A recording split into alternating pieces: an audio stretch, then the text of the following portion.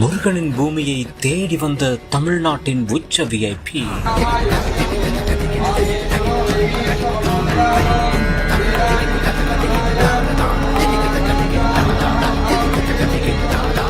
அரசியல் புள்ளியை நாடி வந்த ராஜ மரியாதை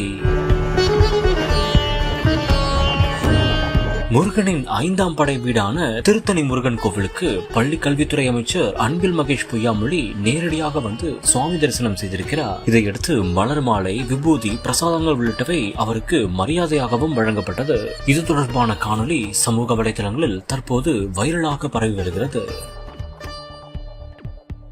உங்களுக்கு எவ்வளவு சந்தோஷமா இருக்கு சார்? காலையில இருந்து உங்க கூட டிராவல் பண்றோம், அப்படி பார்க்கும்போது எந்த இடத்துல போனாலும் மக்கள் உங்களை அப்படி பார்த்த உடனே அன்பில் சார் நிக்கிறார், அன்பு எல்லாருமே போட்டோ எடுக்கிறாங்க. பொதுவா நடிகர்கள் கிட்ட இது எடுப்பாங்க, அது பெரிய ஆச்சரியம் இல்லை. திரையில பாக்குறாங்க, அவங்க வரும்போது எடுப்பாங்க. ஆனா அரசியல்வாதிகளை ஆதர்ச நாயகனா எடுக்கிறது வந்து ரொம்ப சிலருக்கு மட்டுமே நடக்கும். உங்களுக்கு எங்க போனாலும் அதுவும் அந்த ஒரு இளைஞர்கள் கூட்டம் வந்து எல்லா பக்கமும் சொல்லிடுறாங்க. அது எவ்வளவு ஒரு சந்தோஷம். Maybe because of my portfolio அப்படி தான் நினைக்கிறேன் நான். ஏன்னா ஸ்டூடெண்ட்ஸ் சார்ந்து நான் பழகுறது, பரவாயில்ல நம்ம பிள்ளைங்க நம்ம பார்த்துக்க வேண்டாம் அப்படிங்கிற ஒரு நம்பிக்கையை நான் பெற்றேன்னா என்னன்னு தெரியல. அண்ட் அனதிங் சிஎம் கொண்டு வந்த ஸ்கீம்ஸ் ஒன்றும் அது இம்ப்ளிமெண்ட் பண்ணும்போது இந்த பையன் எதை நிறைய பண்ணுறான், சிஎம் சொல்ல நான் இதை நிறைய பண்ணுறேன் அப்படின்னு அது கனெக்ட் ஆகுது அவங்க வீட்டில். அதனால தான் வீட்டில் வந்து ஒரு லீவுனா கூட அவங்க முதல்ல உங்கள் மினிஸ்டர் லீவ் சொல்கிறாருன்னு பார்ப்போன்னு பார்க்கறதுல அந்த குழந்தைங்க அதை பார்க்கறதுலேருந்து இப்படி ஏதோ ஒரு விதத்தில் அந்த பாண்டு வந்து மேபி அவங்க குடும்பத்தில் ஒருத்தராக நினச்சிருந்துருக்கலாம் அதில். ஸோ அந்த பாண்டு கனெக்டில் தான் அவங்களுக்கு என்ன கட்சி அவங்க என்னன்னு கூட எங்களுக்கு தெரியாது.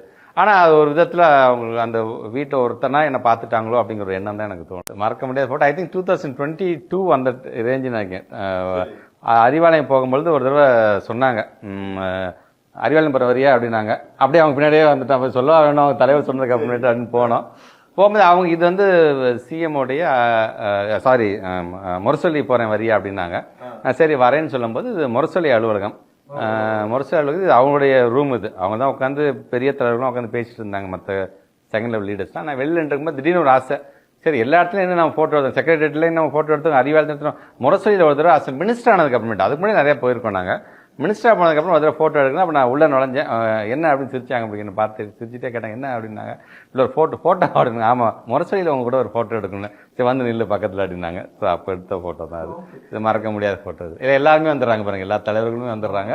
அதனால இது எங்களால் மறக்க முடியும். அதான் இது பார்த்தோன்னே எனக்கு இது நம்ம வீட்டில் வைக்கணும்னு ரொம்ப ஆசை எனக்கு. அப்பா எவ்வளவு பெரிய சைஸ்ல இது. உங்களுக்கு எப்படி இருந்துச்சு ஃபர்ஸ்ட் இந்த வீட்டில் மாட்டி பார்க்கும்போது? ஹாப்பி. ஒய்ஃபை பொறுத்த வரைக்கும் நிறைய போட்டோஸ் மாற்றதெல்லாம் அவங்களுக்கு விருப்பப்பட மாட்டாங்க, அவங்க அப்படியே நீட்டாக இருக்கணும்னு நினைக்கிறாங்க. பட் என்னோட ஆசை அப்படின்னா டெஃபினட்டா இந்த போட்டோ பார்த்ததுக்கு அவங்களுக்கு பிடிச்சிருச்சு, கண்டிப்பா இருக்கட்டும் அப்படிங்கிற மாதிரி வச்ச போட்டோ தான்.